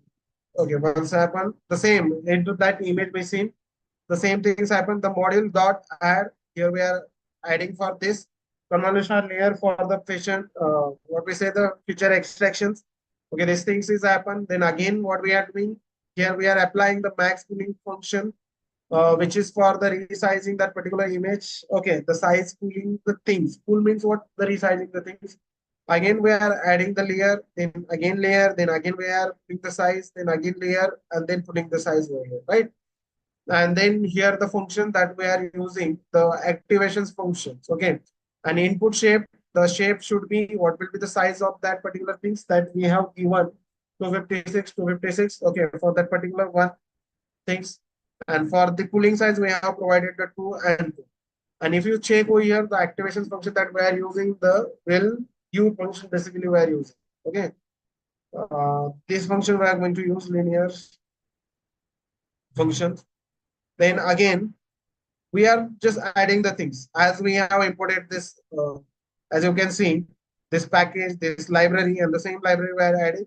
This library are taking, or this function are taking some parameters. So we are passing that parameters. While passing the parameter, we are also passing this activation function. After that, layer by layer, we are just creating the things. So once I create things, okay, the first convolutions, then convert, then max poolings happen. Then after that, what are we doing? We are converting over here. The flatten we are using convert. If suppose I have a multi-dimensional tensor over here. If I have the multi-dimensional tensor, so that multi-dimensional tensor basically I want to convert into the one-dimensional vectors or something. For this, what I do, okay, I will use this flatten functions. Okay, so I have used this flatten function using this. I've just converted the things over here. Once I convert the things here, so now what I do, I will again, what I do, I will add this dense. Basically, what dense will do the classification. Whatever we think is, I am passing, and whatever things are available, and based on that, it will take the right decision. Okay, for AD classification, basically ADUs. Then again, dropout function, as we see the some points of the, we say the neurons get drop over here, right? So we also seen into the PPT, the same dropout function we have imported over here. At that last, basically, we have added the uh, dense layer over here, and that dense layer will provide the output. Okay. So after doing, as we learned the hyperparameters, so what we are doing, adding the hyperparameters over here, the compiling the things, whatever we have done still so far. So model dot, this is a compile function, which is we will get from the sequential over here. Okay. So all things then optimizers, rhythms and losses, categorical losses and the matrix we have provided over here. Okay. While compiling these parameters. Okay. Hyperparameters. Now it's time what we do, train a data chains. Okay, so basically what I want to do now, so now I want to train that particular model. To train the things, so again, the first thing we done, as I told you, we have imported this library, which is nothing but your image data generator. Okay, still so far we haven't used this, but now we need to use this particular library. Okay, to use this library, what we do? We have created one variable, the train data gens. You can write any name to this. I have written the train data gens is equals to, now we have written the functions, image data gens, and then we use this library. This is library, and this library is taking some parameters that I have passed. Okay, the parameters are nothing but your rescaling, whatever value I have provided, that all value, the shape range, zoom range of that particular image, that particular things, I have passed these things. And now using the value data gens, what I am doing here, I'm providing things again. Okay.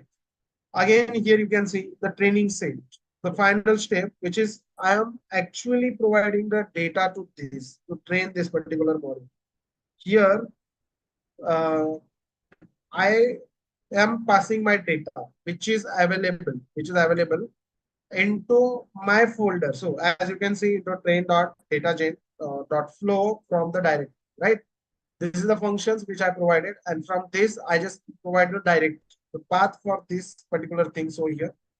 So I have provided the path, as you can see from the test. This is the data lecture, and then test, then target size. What will be the target size? You will get the 256 into 256. Okay. So it will be the size for this. Then color mode, in which color mode you will see that particular images and things, which will be, you can see into the grayscale. Then batch size should be 8. Then classes you can mention. Suppose I'm getting the one. If suppose I'm getting none, so you can show the none. So getting 1, 2, 3, 4, 5, and classic, and like this. Okay, so still so far I have only trained for the 5. We can expand this. Then class mode, which is nothing but categorical. Okay. Then again value set, again value change. What we do again same. From here, what we did, we train the things with that test thing, right? And then now what we have to do, we have to train the things from this train one. See, into the both folder we have the data sets. From that, the same things happening over here again. I'm passing the things like a target size. I'm also giving like a 256, 256. Now the color we have defining the color which is nothing but your grayscale. Again, the color we define over here. Uh, Once we define the color, then again target what we say the batch size, and then classes, everything we define. Okay. Now once we define the things over here, then callback list we have to define which we have imported in this function, early stopping and the mode checking. Okay. So for this is callback function we are using monitors, value loss, and the patient takes the this parameter we pass over here, then model checkpoints. For this model check file, the file path we have provided, monitor value loss we provided, save based only, and the true or best we provide. Okay. And now the final step is like if we have to train the things. So for this model.fit we use and then training set. The training set means what? See, here you can see the whatever value we provide for the training set, and then after that step per epochs, the as we discuss about the epoch. So whatever value I am providing over here to train that particular data set. For this, what I am doing, I am providing the epochs like 37 epochs, then 25, then validation data, then for the validation data to cross check the things over here. Okay, suppose I am get sharing and that validate, it want to validate for this from where it will take the data from that value data. From val set means validate data set from it will compare the things. Okay, for the validation data, then validate data steps, it will be 7 and callbacks. Then here we have provided the callback. Okay. So in this particular, what we say into the file, what we are doing, we are creating this particular algorithm. We provide the things. We are providing training to that particular model over here. Right. Now, uh, once I provide the training, what I want to do, suppose I want to test the things. So what I do, okay, I will go into this again from this Keras, from pre-processing. What I do, I will again from the pre-processing import the image, and then again load model I will also import, right? Uh, to get the things or to notify the things over here. From this, I have the main file was like the training and gestures where we provided all things over here, all root directory, we loaded the data sets. So now here model loaded, and then we have created simple function to check the things over here. Okay, whether it is working fine or not, and based on that, it will give you the output. Okay, this is for the testing only. And the main important file, the file which is nothing but your, and here I can simply say this is a hand gesture recognitions using OpenCV, right? This is a file where we are going to use. Okay, so into this, what we do, the first thing that we have to import, which is nothing but your CV2, which is from the OpenCV. You can directly import it. You can install it. You can open this. Again, I have to do some mathematical. I have to perform some things. So for this, again, we have imported the numpys and some math functions because you have to perform some mathematical operations over here. Okay, and this file basically it will help you to open our cameras. Then again, this file basically help you to recognize the things. Okay. So now what I do, I will run the project. I will show you the demo. Okay. So how basically this project will going to work. Okay, so many inbuilt functions are here that we have written. What will be the thresholds is here, what will be the size, and how we recognize the things, the what messages that we recognize that I will explain you with the output that you will easily understood. So the first thing I will first show you the output. Okay. So for the to run this particular project, you can directly run from here. Either you can go into the terminal and you can go into this particular directory of this file and you can run the project. But what I do, I basically run from this run project. So whenever you want to run this particular project, so what do? You have to go on this file. You have to run this file.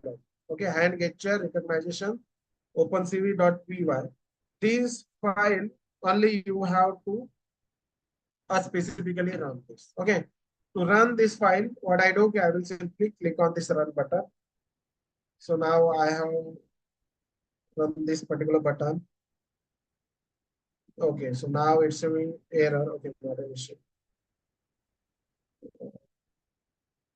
Now I will go here. now it is run successfully. Okay. Once this get run, the cameras and all things will get open. Can you see? Can you see the things over here, guys? The camera has open over here. Let me know. Yes. Okay. Once I run, you can see the cameras over here. Okay. So I will get your, suppose I do the hi, it will say the hello world. Okay. If I say this, one, if I say this, uh, it will show me two. Okay. Here the multiple things are here. That's why it is showing. But when you show the one, you will get the one. When you show the two, you will get the two, three, four, like this. See, four, five, four, five. Okay. Two, two. You will also get the two. Sometimes it is gets slow, that's why it is, but it is work. But until unless say you wave and like this, it will going to work. Okay. Suppose you are showing the hand gesture, it will showing hello, hi. Okay, if you're showing the one, it will show the one. If you show the two, it will show the two. If you show the three, four, it will show you the three, four, five. See, again. So like this, basically this project is working. Okay. So, which is the whatever be the cameras open over here, the things I shown over here, right? So it's happened, and that to open,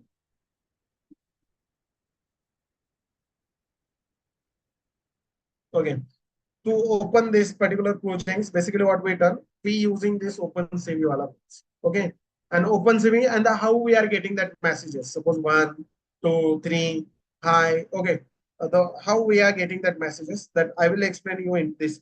Okay, so you are getting these messages using. See, I have written that course, and again, if suppose something is not loaded, which is not recognized, that time it's failed to capture the frames. Okay, suppose I'm doing something, I'm running the things here, you will get this. Okay, but if suppose here you are getting the things, if suppose waving the things, data set loaded, it is compared properly. Now here it will compare the things. Okay, the loops will be going on, whatever data set is coming, the whatever be sign you are providing to it, which will be identified by it. And once it identified, then second thing what it will, here we are going to compare the things using a conditional statement. So what exactly the conditional statement is showing? Sometimes showing the one. So that times it will get the text as a one.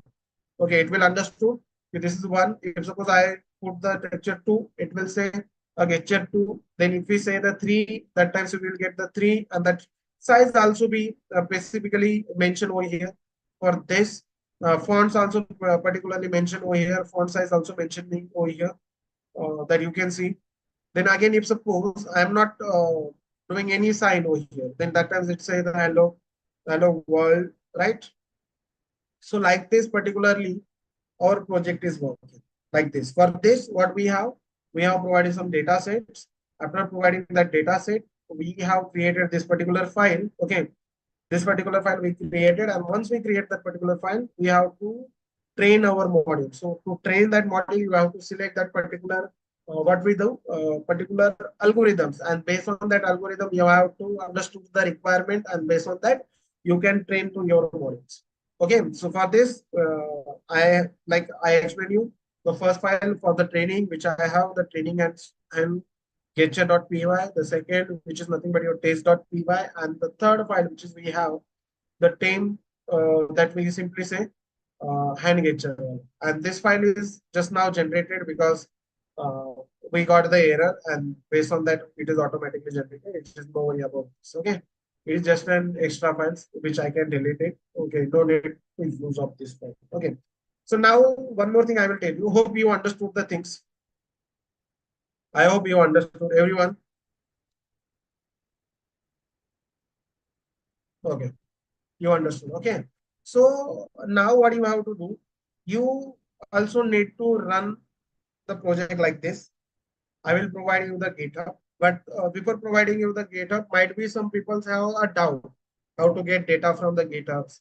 Uh, Anyone have doubt like how you can get the data from the GitHub, or the even some people haven't run that previous, no doubt. Okay, no doubt. Some people have yes, some people saying yes, some people saying yes.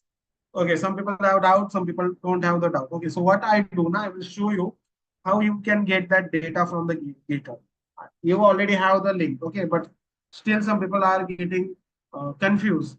I have the link. They can see the project over there, but they are not able to clone the things. Yeah, the many people know how to clone. Okay, so many people are doing like this. So I will tell you the simple process. Okay, and also for the project, you can create these types of the project. Either you can see this is a deep learning project, right? If you are interested in deep learning, you are interested in such a type of the project, you can go with this project.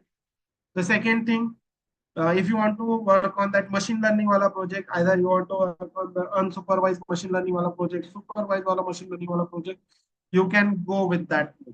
You can create whatever we learn based on that. You can create any AI related projects. Okay, and for this project, basically we will provide you the PPT template. So don't worry about this.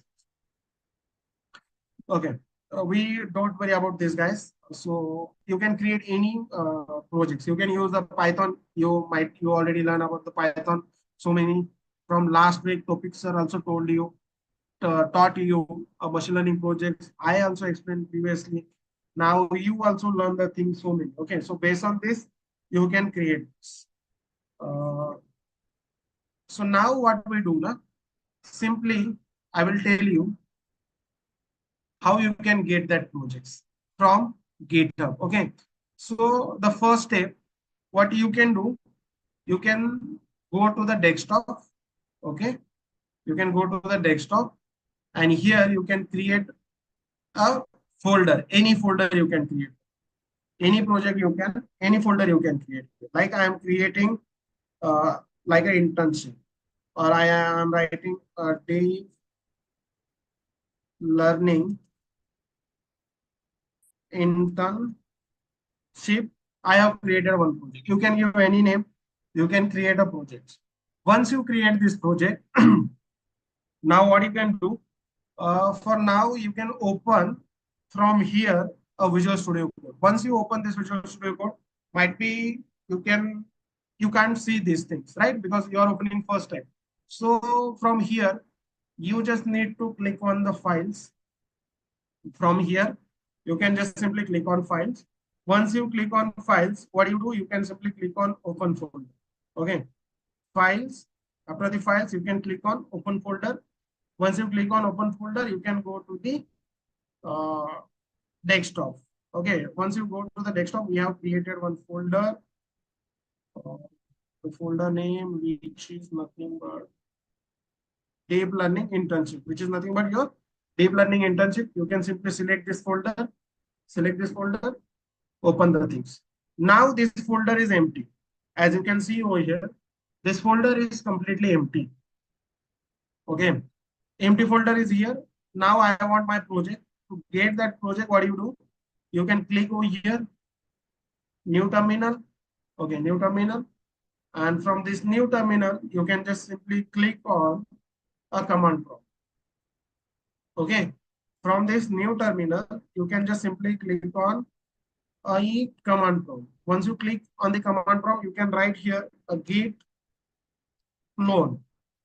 Okay, you have to write a git clone, and from I have already provided the link. Okay, this is the same link. Oh, sorry, I have already provided the link. Which is important. Sign language detections. I will provide you the link. Okay, that link you can see. You have to copy that particular link. Okay, once you copy the link, you have to just simply paste over here. So whatever link you are seeing, the same link you have to paste over here and just enter it. Just simply enter it. Okay, just wait for this, guys.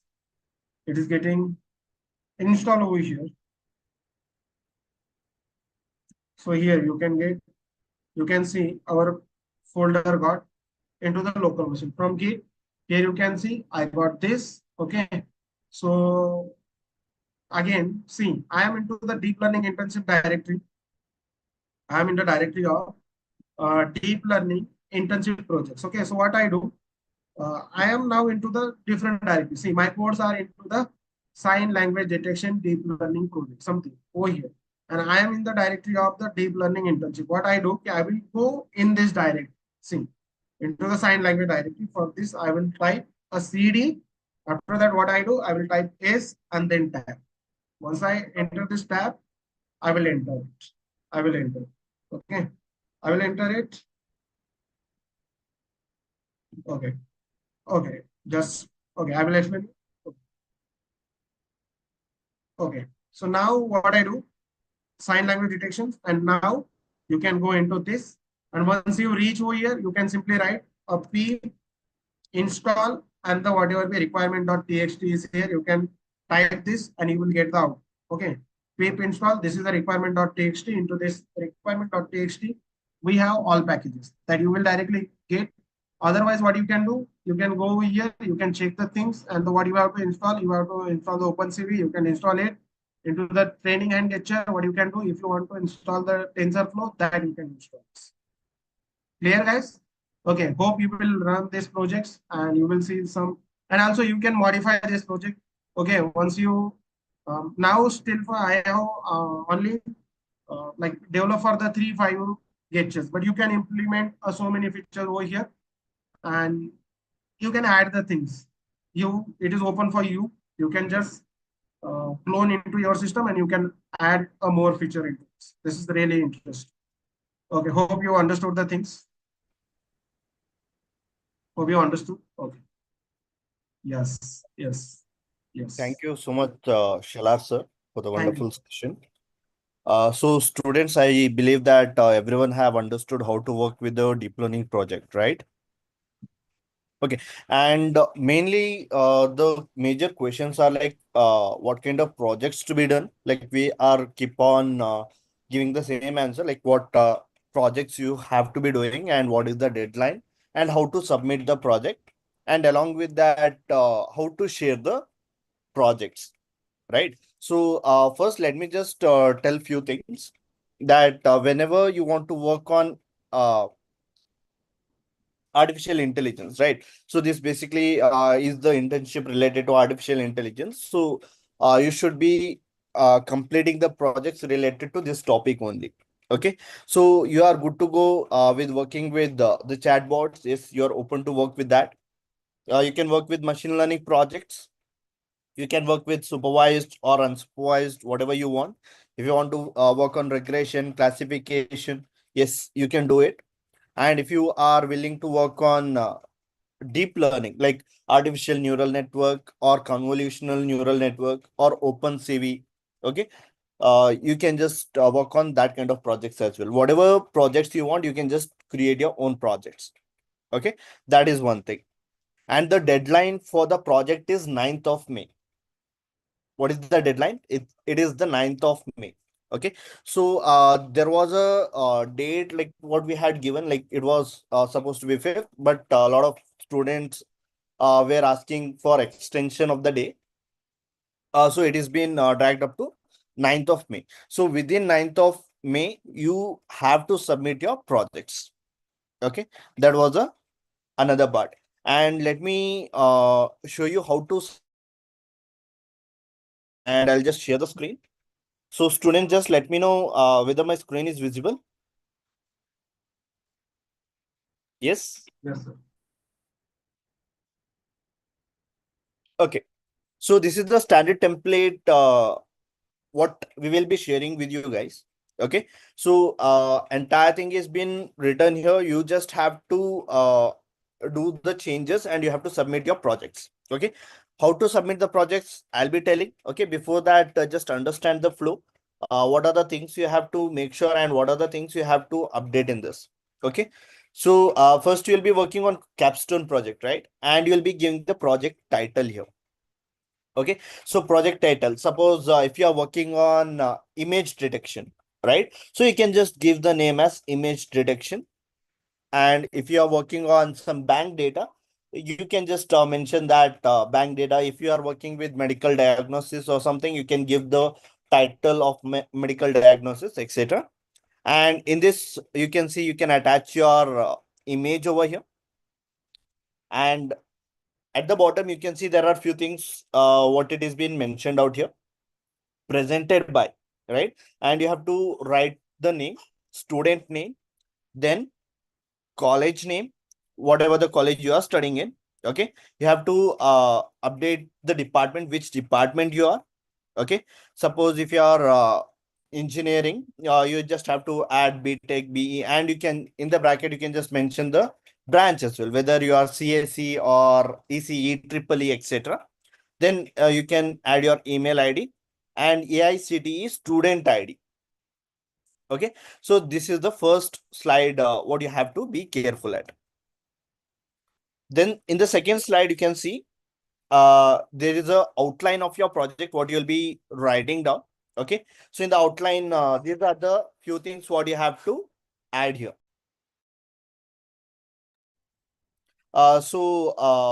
Problem statement, proposed system solution, system development and approach, algorithm and deployment, result, conclusion, future scope, and the reference.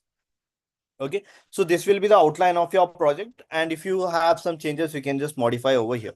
Okay, so make sure that whatever the things you will be doing in the project, it's been properly aligned and give based on the requirement.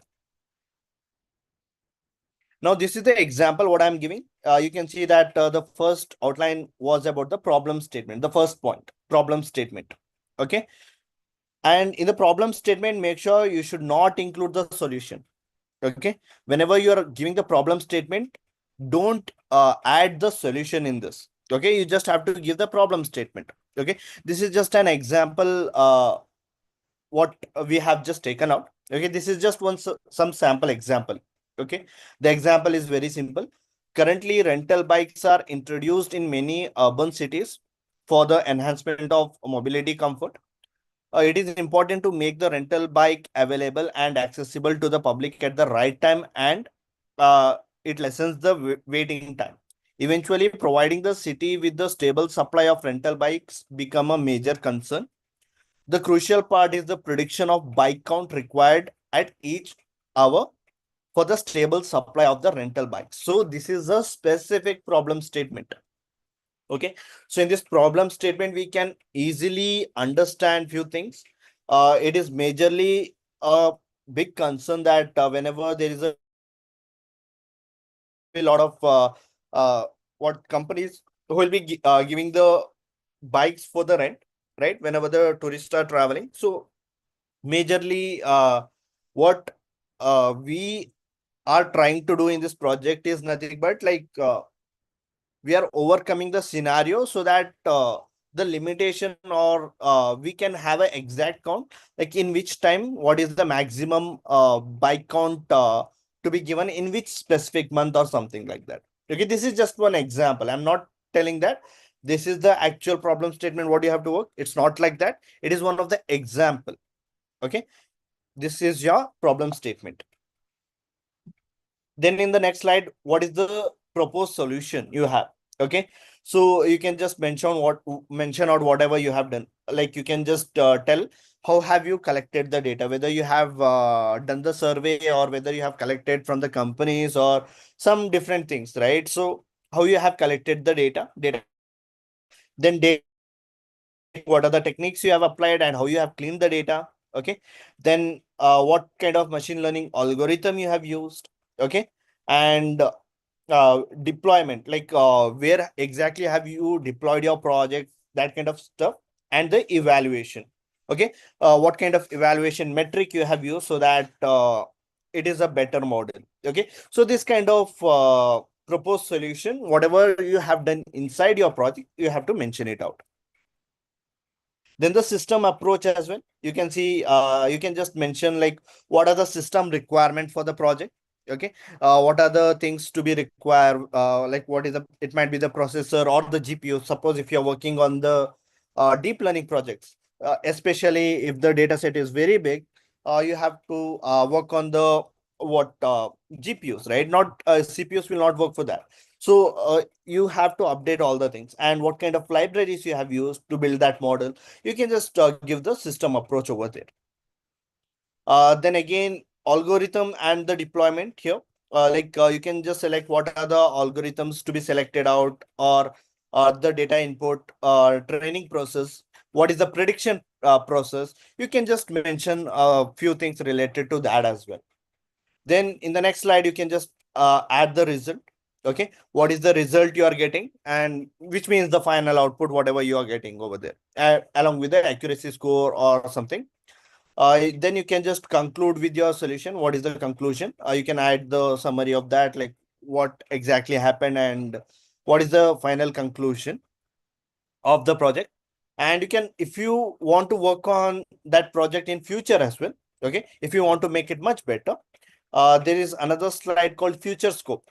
What extra things you need to you'll be putting in that project so that it can be worked in the future as well. Okay, that kind of future scope you can just add it in the project as well.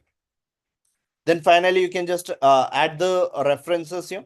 For an example, if you have some external links, okay, where you have worked with the project, you can just attach that. For an example, you can see that we have the GitHub link. Okay, so you can just add the GitHub link and provide the link over here, so that once we click onto the link, easily we can just view your project as well. Okay, so that is how you will be creating your project, and it you'll be creating the PPT of that. I believe that everyone have understood like what is the flow to submit the project now. See, first and foremost thing, you have to build the project. Okay, you have to collect the data, you have to pre-process it, you have to apply the algorithm, you have to create a GitHub account. Okay, you have to put you have to create a repository, you have to put entire thing over there, right? And after your project is ready, then you have to make sure that you need to create a PPT of that. Okay, yes. Now, apart from the PPT, there are few more updates what you have to be making sure at. Okay, so once your PPT is ready, make sure that you have to download the PDF file of this PPT. Okay, so I'm giving a update again. Don't submit the PPT directly. Okay, you have to convert into the PDF. Okay, if you want to convert PPT, you can just Google it. Okay, in there are multiple portals, so how you can just convert the PPT into the PDF file. Okay, so provide the PPT, convert into the PDF format. Okay, and in the LMS, okay, in the LMS, there will be a new section which will be added, okay, in the upcoming days. Okay, you can start working with the project right now. Okay, within a couple of days, you can get that option. Okay, and in that LMS, you can just submit your PDF file. That is how you can just submit your projects. Any doubts still here?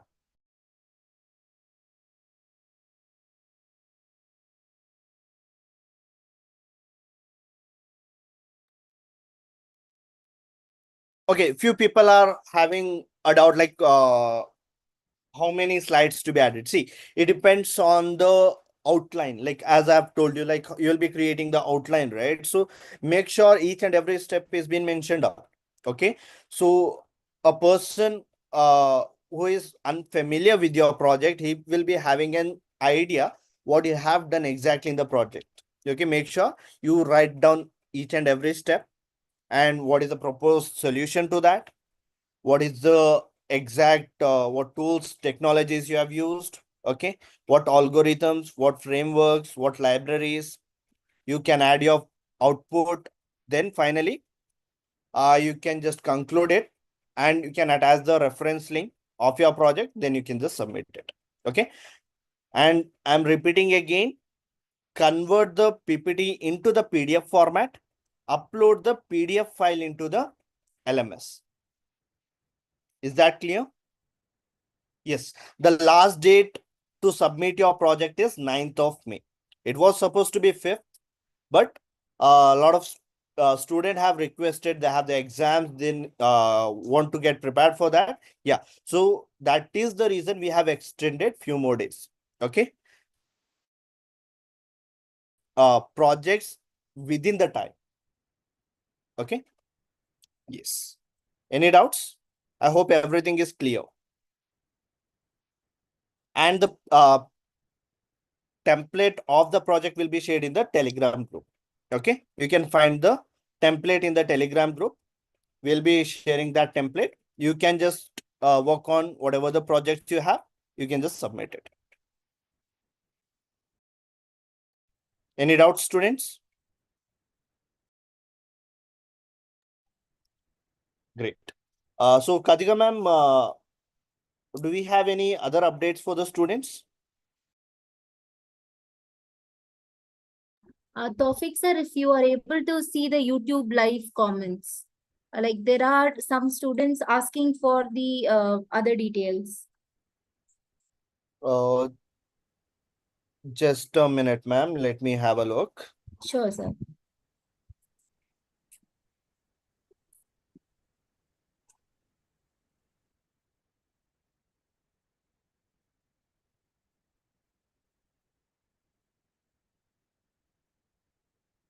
Apart from that, are there any other updates for the students? Ma'am? No, sir. We have covered everything already, and we have sent the details in the group as well, Telegram group, with the instructions and everything. To register on the Future Skills platform, we have shared the session recording for reference as well. They can use it. Okay, so if you're telling that, can we add Power BI projects? See, Power BI projects are mainly for analyzing the data, which is a field of data analytics. You're analyzing the data. You're not building any sort of AI application or this thing, right? So make sure you are building some AI agent or any specific project. Okay. Yeah, again, the PPT, a lot of students are asking about the PPT. So PPT will be shared in the Telegram group. Okay. And you have to submit the PDF file in the LMS portal. Yes, you can select whatever the problem statement you want. It's your choice. Okay. We are not telling that you have to work on one specific problem statement. Picking the problem statement, it's your choice. You can select whatever the problem statement you want, whether you want to work on machine learning, deep learning, NLP task, computer vision, chatbot, whatever you want. Okay. Yes. Yeah, you can use API links as well. Yes, yes. Yeah, if it would be great if you share the GitHub links as well. See, whenever you are submitting a project, in the reference part, you can just attach the GitHub link. Yes. Yeah, you can use Gemini models in the project as well. Yes, you can. Yeah, you can use Hugging Face API as well. It's acceptable.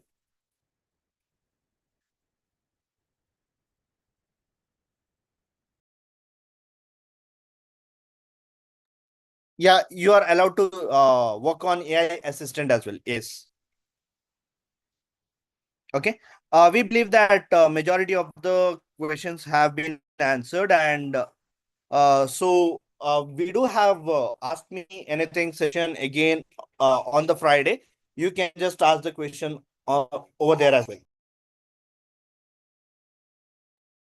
Yeah, true, Tawfiq sir. Thank you so much. And thank you, Rohida sir, for such an amazing session. Thank you, students. The details are already shared in your Telegram group. Please stay tuned in the group for more updates. Thank you. Thank you. Thank you, ma'am. Thank you, sir.